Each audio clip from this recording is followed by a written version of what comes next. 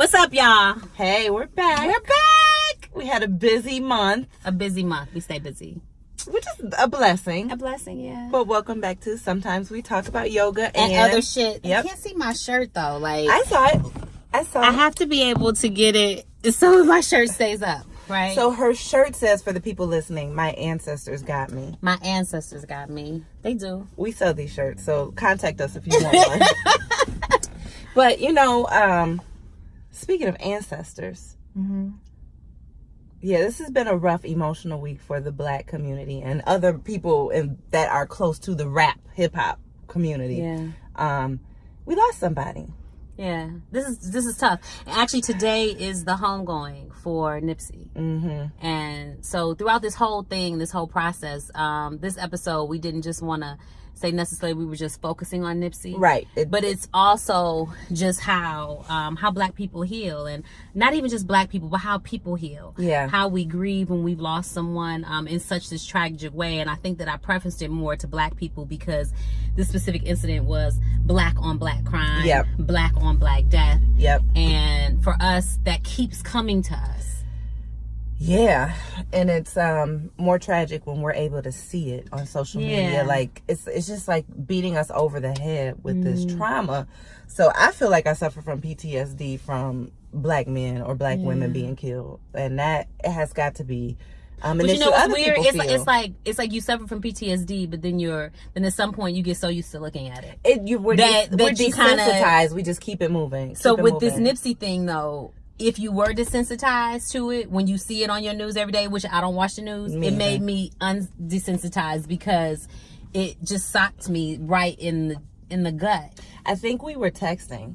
So I was at the Michigan State celebration and we were texting about something different, and I just hashtag Nipsey to you and you just got silent, and we talked the next day.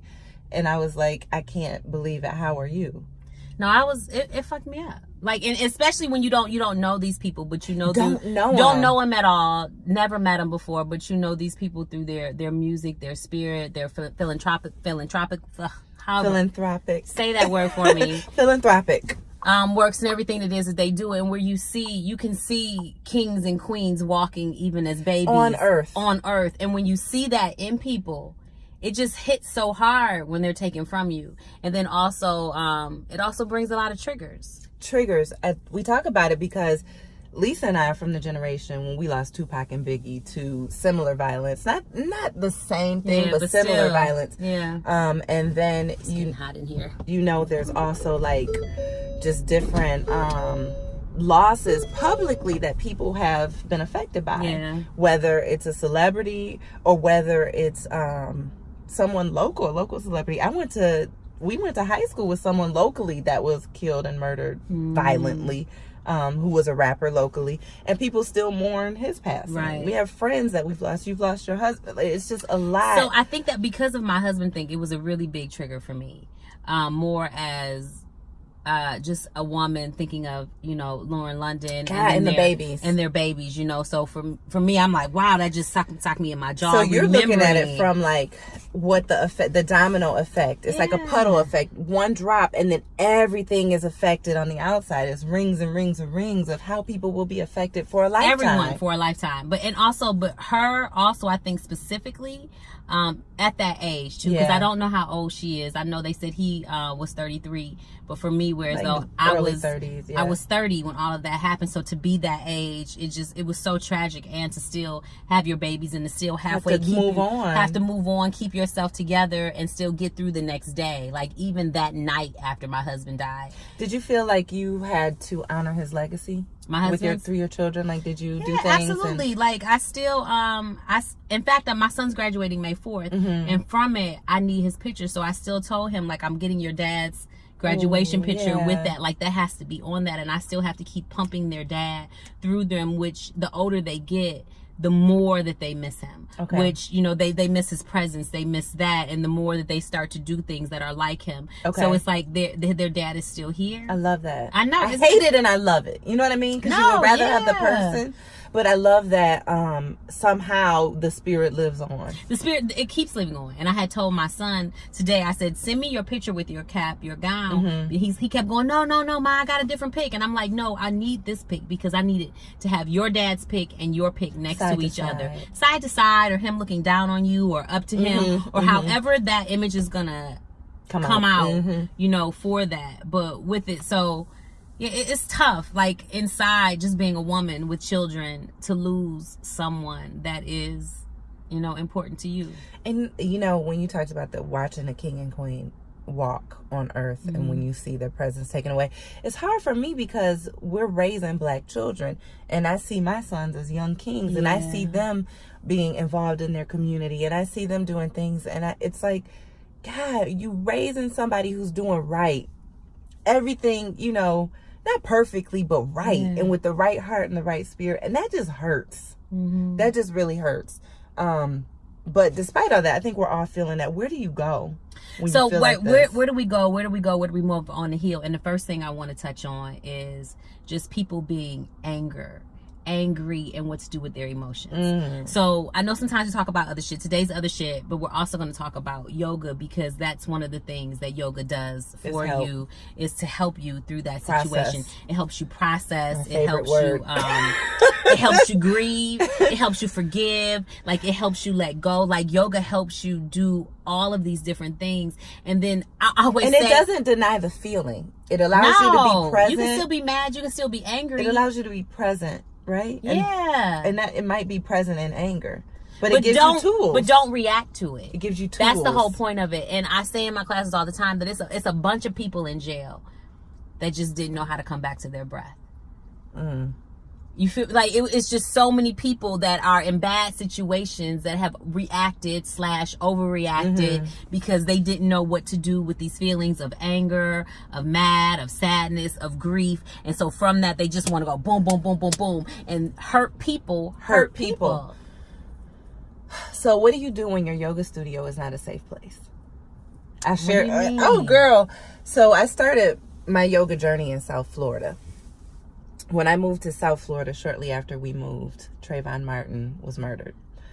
So through the process of the trial, through the process Had you had your kids? Yeah, so Mason wasn't even 2. So he was a baby. Miles was 3.5, about to turn, or he was turning 4. And so for 2 years, because it took a long time. It took time. So for 2 years, my kids would hear Trayvon Martin. We went to the first march they had. We were very actively. People who are friends with me that listen to this podcast that were friends with me then know I was posting everything on Facebook because my friends that didn't live in South Florida didn't know the magnitude of everything of what was happening. They didn't know, and so people were like, please keep posting. But it was like, that was the way I could process, was to share. And we lived in a not as mixed community as I live now, and so a lot of people in the community and neighborhood I lived in were Colombian. So people tend to side like with like. And because George Zimmerman's mother was Colombian, I had some friends who couldn't believe he could have possibly done this thing without being provoked. Like, there had to be provocation from this young black thug, which I want to kick that name in the mud. Right. But so anyway, it was stressful. And then the day that George Zimmerman got off for murder that he committed, cold-blooded murder, I said I need to go to yoga to process. And I walk into my all white, all Colombian, all Puerto Rican, all Jewish yoga studio, usually one of a few black people, and I love them there. This is no slight to them. It's just they didn't feel me. And so I'm heavy. I am traumatized. I am feeling heavy in my feelings. And I walk into the yoga studio and nobody is feeling a thing. It's love and light. It's a regular day. And that was the hardest yoga week of classes, yoga month of classes to get through. But I had to continue because it was for me. But I recognized in that process is that for me, I want to be in a space and create a space for other people who yoga is their outlet to be around other people, not commiserating, but we walked in heavy last week in some of our classes after the other people, maybe not even vocal about it, but I said something in my class last week, and I played a special playlist just to acknowledge where we are feeling and acknowledge it after the president 45 one. Yeah. So I was here, but my friend down in South Florida called me and said, this was the hardest yoga class I had to teach because I had people walking in happy. Mine too. Happy. Mine too. I taught on that day. Celebratory. And I'm like destroyed. And I had to teach today at 6 a.m. And we talked through it and processed our feelings. But it was one of those things where she could have used a class where other people were feeling and they shared energy. But they had contrarian energy. They were happy. They were happy. And piggybacking off what you said, I taught that day too. Yeah. And I at that point I was at a studio where it is, heavy, not black, okay, or even mixed races. It's not a minority. It's not a minority studio at all. And when I walked in, like even when I pulled up, like I was crying on my way to work. I've cried that whole day. Ooh, I'm about to cry now even thinking about it. And so, but then I get on the machines and I'm working out, and I happen to be next to a young lady who's Muslim, and they have Fox 2 on the TV. And so, sidebar, I don't go to place. If I walk out of the restaurant, if they have Fox News, not Fox 2, but Fox News, I will not pay you my money. They have Fox News on. We're doing the elliptical, and she looks at me, and she goes, "I feel like they should just smack me in the face. That's what I feel That's like what they you feel should like." do." She says this to me. She doesn't even know that I work there at this point. I'm just somebody standing there, and so I was able to bond with her at that moment and go, I broke down before I came in here. And she said, I cannot even know. I don't even know how I'm here. And she was like, and I pay them my money. And I feel like that they should just smack me in my face with this Fox News on the screen right here. Just totally disrespecting that fact of it. And then, throughout the day, I had people walking up to me because I say nothing when I'm in places like that. So I just don't have anything to say, because then as a black woman, I can be looked at it as loud, irate, angry. What's wrong with me? Why am I tripping? And so my silence, I just taught. But people were just coming up to me like, oh my gosh, I can't believe this. This is horrible. And I just was like, it is. Because I didn't feel comfort in that space to discuss it. And the same thing with Nipsey. I was at a studio where as though it wasn't that vibe there. So it was just this silence, whereas when I got back to my culturally appropriate studio of my background, then we can do vibe that, out. and we can vibe, and we can feel, and we can heal and heal together to discuss it. But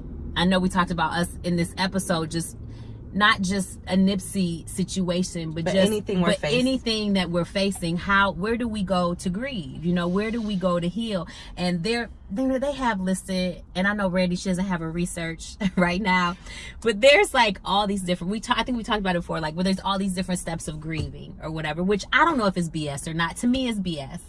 But you just be like, get the fuck over it. Well, here's the thing. I want everyone to get the fuck over everything. Yeah. But in the midst of getting the fuck over everything, I understand that there are steps. Do I necessarily think those steps fall in the exact same line as they say they do? Maybe not for I don't everybody, always say that's how the steps fall in line, but I do understand being anger. I do understand sadness. I do understand grief. I do understand loneliness, and what to do with your feelings when it happens to there, and that you should be around people and loving people that uplift you, that protect your spirit and energy. I heard something on one of my favorite astrologers said this about Nipsey and just about in general. 3 days and not get over it, but process, feel, think, pray, work through for 3 days, and then you have to keep the struggle going. Then you have to move on. Then you have to say, what am I going to do? Then you have to, and then she said 3 days. She said, because you have to release that spirit. And it just clicked for me. And I was like, that is so good, because when you grieve, sometimes you commiserate and you stay stuck. But if you can process your grief in a way, okay, 3 days, I'm going to let myself feel everything I'm feeling. And then after day 3, I have to look up, or wherever you feel in your heart, you need to look and say, oh wait, the struggle continues, your legacy continues. This is what I plan to do, and this is how I'm going to move forward. Take one step in front of the other, and then you release that he has to rise. That spirit, you have to release that spirit. If you look at people going to heaven or angels or any of that, my ancestors got me. If you believe in that, honestly, you have to release. So one of my other good friends is Jewish, and he said that they grieve for 7 days. So with that, they wear their, this is what my friend told me, they wear their black and they just sit all together. Is that when they sit in Shiva? Yes. Okay. And they just sit. Sitting Shiva. Yeah, sitting Shiva, and just in mourning or whatever, which I appreciate that as well. I love, because I love a process. Right. So look, and so for that, So I love a process. And looking back, hindsight, in the deaths that I've had, I've never just sat with them because life didn't afford those opportunities. It's like, no, someone passes, you have to get up, and you still got stuff to do. You still got kids to raise, you got business to run, you got to eat, and that wasn't the only person I took care of. You take care of multiple people, so you still have to keep moving. But hindsight, moving forward, I think that I will. I'll sit for 3 to 7 days in just silence. Okay. With it, to process, to understand, and to move forward. So, and I respect that. I respect that. So from me, I think that this is one thing that I learned, and especially for our black men, in talking to them. My sister said my nephew called her a few months ago and just broke down crying because he said he was scared to be a black man.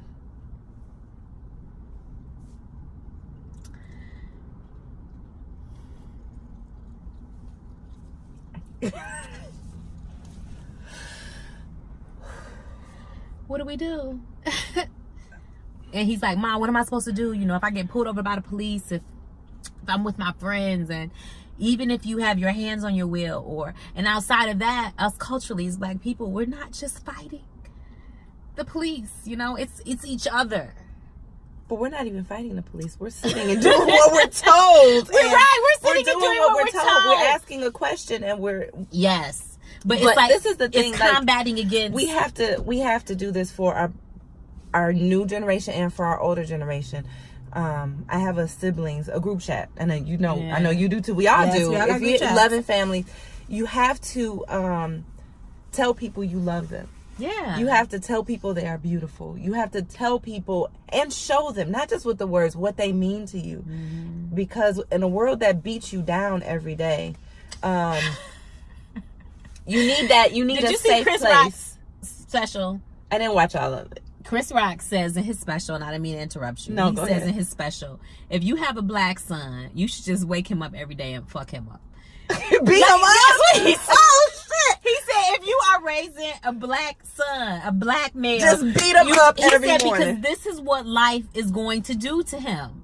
And it sounds so horrible, but I did feel it, and not that I would do that, but you understood where he was coming from. Absolutely, because this is what life does to you every single day. And this is where you asked me my favorite quote. And I have a lot, but the first one that popped into my head is from Frederick Douglass, that it is easier to raise you did say strong men than, or build, what is it, strong? You said it's easier to raise young men than to repair broken men. Yes. And it's true. It's easier to build up a child and build them with strong faith, strong background, than to repair broken men. And our black men, we can get into epigenetics and generational curses and just what has happened since we've been stolen. Yeah. And the generations that have come after. And we have to repair each other. And that means we have to pour into each other. I ain't gonna beat up my sons in the morning. Fuck Chris Rock. I'm not doing that bullshit. I just said it. But I get what he's saying. But fuck that shit. Because life constantly is like, fuck that shit. I'm not doing that shit. No. Fuck that shit. No. But I get it. Right. Because this is what life does to us. And so it's so many just broken communities. And not just the community, speaking of, that Nipsey was in, but everywhere where everyone lives, most people have a community that's like that. Yeah. And us here in Detroit, we have a multitude of communities of broken men, of gangs, of violence, of jealousy, of envy, of drug houses, of spots, of people trying to come through and other people coming behind you trying to tear you down. So how do we what can our part be? That's what I kind of wanted this episode to go towards. So what can you do in your community? And that's a real ass question, because when you sit down, some people feel so lost. Like they have no idea, what can I do? What can I do? But in the episode where we talked about helping get over it, I remember my research, but one of the things is help other people. Help other things. Help the environment. Pick up some fucking trash. I have to get off of I-75 on 7 Mile. And if you're from Detroit, then you already know. Mm-hmm. If you're not from Detroit, just imagine your thoroughfare to get to your home. But you have to, I don't know, where did like you get that bougie name from? Thoroughfare? I don't know. I don't know. It's in here. Thoroughfare. The way you get home. Is that the exit? The side? Just the way. The street. The main way you get home. Ignorance. Okay, go ahead. Keep it going. Okay. Wherever you got to get off. Okay. And then you have to get off in an area to get to your area. Yes. That is not so nice area. Like, why do people deserve to look at that trash every day? Why do children going to school deserve to look at that every day? Like there's little ways we can help rebuild our communities. Yeah. And it's just, I feel like you need to just look around. Look around and see where there's a need. Because you might pick up on a need nobody else has touched. Or, like we said, go hold babies, but not if your energy is fucked up. Not if your energy is fucked up. Go talk to old people. Yes. Sit with somebody with some wisdom and history. Yeah. Like, get out of your funk and go be part of the community. I don't know what that looks like for everybody. Some people are not going to get politically active. Some people are not going to pick up trash. But it's not even politically active. But even as far as in yoga class, like even when I take yoga, things you can do to help heal your community too. Heal yourself. Heal yourself. If you heal yourself, can we talk about this? Yeah. If you heal yourself, you'll heal the community that you're in. You'll help to do that. So if you don't know, I don't know what to do, or how do I make a stance, or how do I change something? Change yourself. Man in the mirror. Gonna make. I know. Okay. So look, right. For once in my life. Change yourself. Change yourself. Change yourself. Change your attitude. And in yoga class, even, and I'm not saying everyone has to do yoga, even though if I thought the whole world could do yoga and meditation, we would be a better place. We would be a better place if we all just sat in stillness and meditation for at least an hour today at the same time a day. With intention. With intention to do that. But heal. if you don't know what to do, just start to change yourself. Like, stop gossiping. Stop yelling. Stop screaming. I was just going to say the yelling. Like, the one thing that we can do to change the next generation is stop speaking to our kids from a place of anger. Yes. And I've been very intentional about that. I slip up because I'm human and I have kids. But, like, very intentional about the way you speak to children. You're creating adults. You're creating adults. So the way you speak to children love. And the way you speak to adults. Respect. And just because you see someone that is maybe not of the same caliber as you think that you are, does not mean that you treat them any differently. And everyone deserves the same level of respect. And this comes from the first tenet of the Muslim faith. I heard this last week. The first tenet that people don't talk about is that everyone is the same. And I'm not Muslim, but I learned, like, everyone is the same. There is no one person better or worse than the next. So if you can understand that, if you truly believe that, that's a step. What else can you do? You can starve your ego. You can stop thinking, well, I should have this, he shouldn't have this, I should have that, they shouldn't have that. No, that's not what this is about. You know, everybody is here on their own path of what they have to do. They have what they're supposed to have. You have what you're supposed to have. And if you don't have it, either it'll come in a divine time, or it may not come at all, but you'll get exactly what you're supposed to have. And you know what? You said stop feeding the ego. That includes the toxic relationships that for some reason you're holding on to. You're holding on to it because it's something in you that thrives off that toxicity. Yes. You may talk shit about that negative relationship, but something, you won't let it go and eliminate that from your life. When you realize that you continue in that pattern of being around toxic people and toxic energy, you got to check in with yourself, right? Because something in you loves that and breeds into that, right? And so when you start looking at yourself differently, you're less judgmental of other people. And that was a Blackish episode. I love Blackish. So I just watched it and they talked about being a good person. Good. So he was challenging Bo on, like, her diamonds, eating her steak, and you know, wearing her furs, or, you know, doing all that people get into. And it's like, you don't have to be out here like a Buddhist monk naked with no makeup to be a good person, but you do have to eliminate some unhealthy thought patterns. It's like, even if physically like you look the same, whatever it is, it's the inside that has to change. And then you'll look different on the outside. You'll look different on the outside, and then you'll feel different. Anyway, with just the way that you walk, the way that you talk, the way that you approach people, the way that you have conversations. And in yoga, when we leave, we always end with namaste, right? And if you've never been to a yoga class, namaste means that the light and divine in me honors the light and divine inside of each and every one of you. I learned something different. What did you learn? Tell me.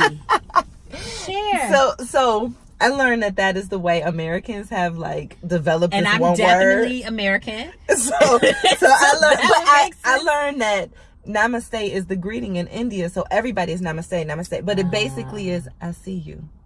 Well, same. We see. So each that's other. the same thing. But we just added flowery, like the we made vitamin. it sweeter. Yes. Yeah. Americans, excuse me, we fuck everything up. So no, that's fine. We'll take whatever you give us that's nice and pure, and we'll trap it out. We'll junk it up. Market it up. We'll market it out. We'll charge you double the price for it. So no, that makes complete sense. So namaste, I see you. You see me. We see each other. Yes. To quote Nene, we see each other. So good. We see each other.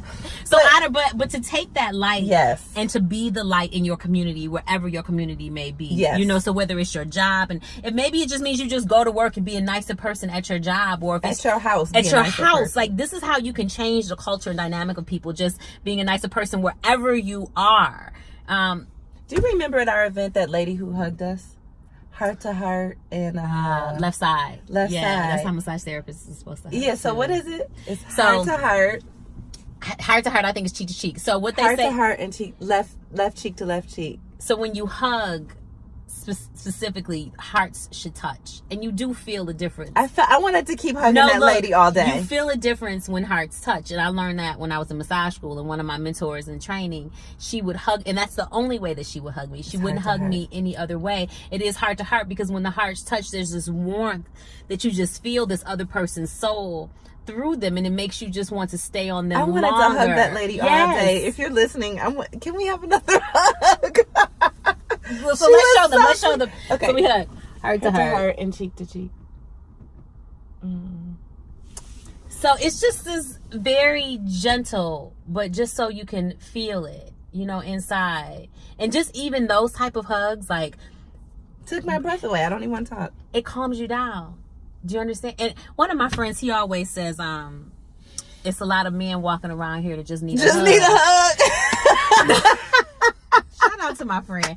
Like, no, I'm so serious. Like, he always says that, like, most of these young men, they just need a hug. And it's true, because there's so many people that are broken. So maybe that means you go to your communities, you feed your communities, you hug these young men, you shake these young men's hand, the men and women, like, and I think that's important. Like, when we change the perception of touch, it's not a negative thing in a healthy way. It can be completely we need attention, we need affection.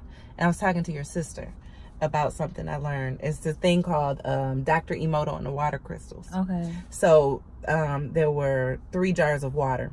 Wow.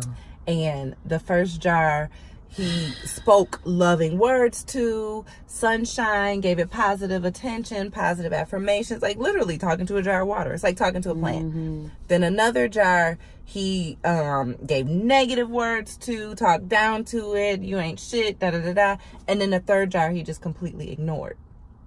So they did this thing where they started to look at the water through a microscope. Yeah. So water everything is matter. So water forms in crystals. So the love jar, you look at those crystal separations that the water made. It was beautiful. It was like snowflakes. It was geometrical. Like, perfect remember those shapes. things you used to turn as a kid? Those little telescope things. Then the one that he spoke negatively to was just ugly, like a art blob, like one of those psychological blobs, and just black splatters in different places that just look ugly. The one that was neglected, that got no attention, no talking to, no rubs, no touches, no nothing, was the worst off. You know what? That hurts me too, because I have some friends and family members that are in prison. And people don't connect with them. And then one of my baby cousins in there, my cousin just said he's always in the hole. And the hole being this place of Solitude. You know, that he's taken away from 10 solitary to 20 confinement. to 30 days. Those And it's two just words. It's just not okay. And so she said he keeps going back in every time he gets out. But in my head, I'm like, yeah, he keep going back in every time he gets out. Because now he's completely changed. Every time he gets out, whatever is happening to him, that neglect, that solitude, that being by yourself, no touch, no emotion, bad or good. We need this. Like, we need to touch. We need to be able to communicate. We need to be able to feel. Yeah. There was an episode, the last Jurassic Park, which I like Jurassic Park. I do too. But there was one, it was the last one they did where they created this animal, and the way that they fed it and the way that they talked to it was all with through that stick. through the machine. And so then they brought this guy in, because then the animal, it got bigger and it started tripping, and it just started attacking stuff. So they brought this scientist in, like, what are we supposed to do? You know, and he was like, well, how have you been, communicating with the animal? They're like, oh, well, we just, you know, throw the stick out there. And then he said, so no one has touched this animal. Nobody has been in front of this animal. No, he goes, you got to kill it.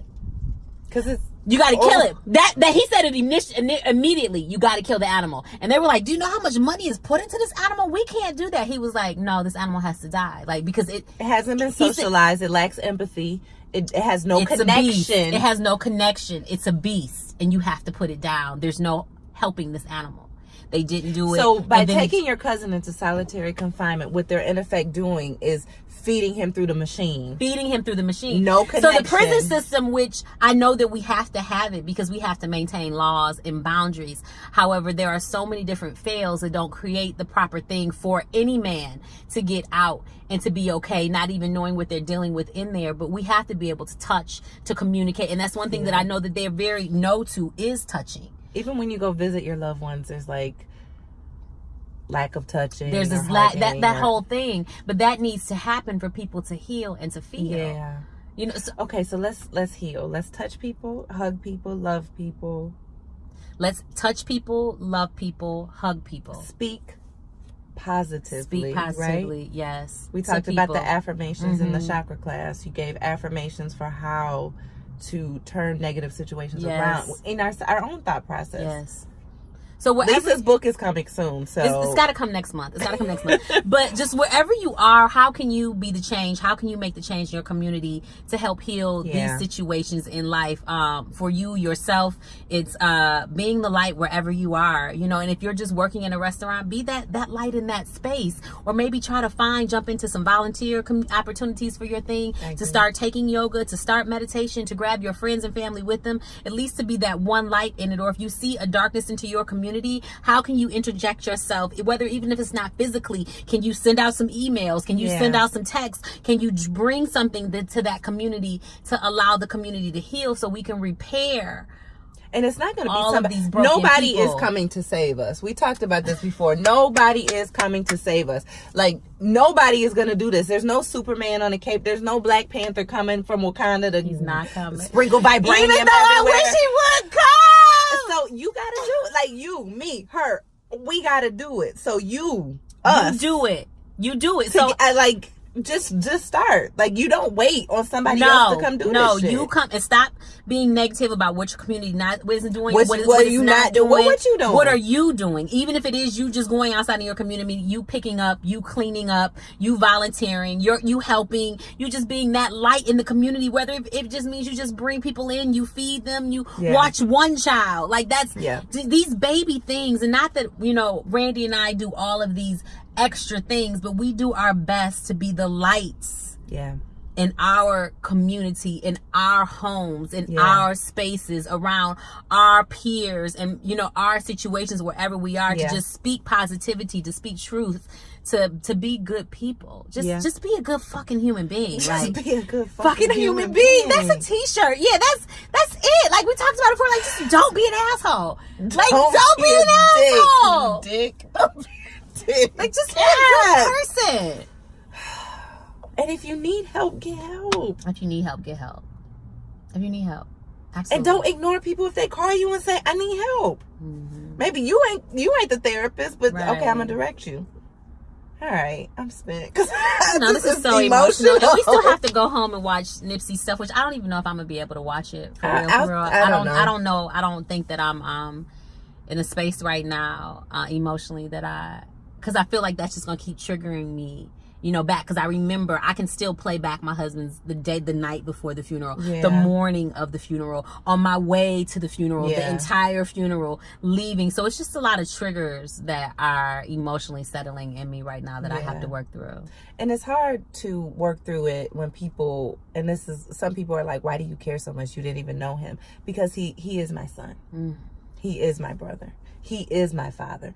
And I think when we stop looking at people with such separatist views, that is another thing that will help us heal. Is that you are my sister, one. You are my mother, you are my daughter. What's Frankie's song? We are one. I love Frankie. Like, yes, we are one. So you feel it because Lauren is your sister. Nipsey is your husband. He's your son. It is. Right. And once we accept that and acknowledge that, I think that we'll be better off. I love you guys. Love y'all. Bye. Bye.